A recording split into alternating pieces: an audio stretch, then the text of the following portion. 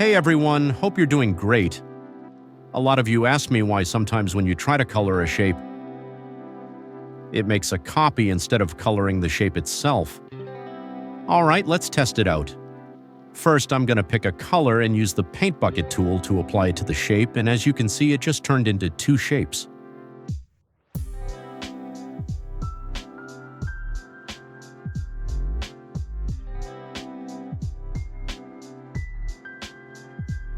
No matter how many times I do it, nothing changes. As you can see, it just keeps making a copy. We already talked about this in the coloring section videos. For complex shapes, it's better not to use the paint bucket tool. Instead, you should go with the Create Shape tool. To color a shape using the Create Shape tool, you can either select the shape with the Select Shape tool first, then apply the color using Create Shape, or like I'm doing here, just use the Create Shape tool to pick the points manually. Hold on a sec while I make the selection.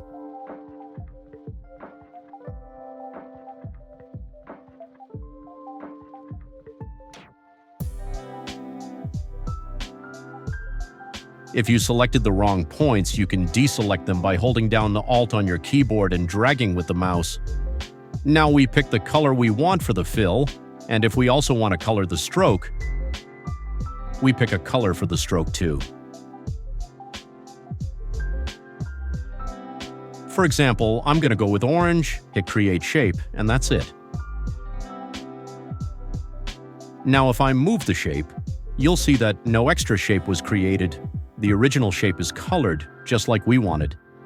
So it's better to stick with this method. By the way, we post new videos about animation every week, so make sure to like this video and turn on notifications so you don't miss the next ones.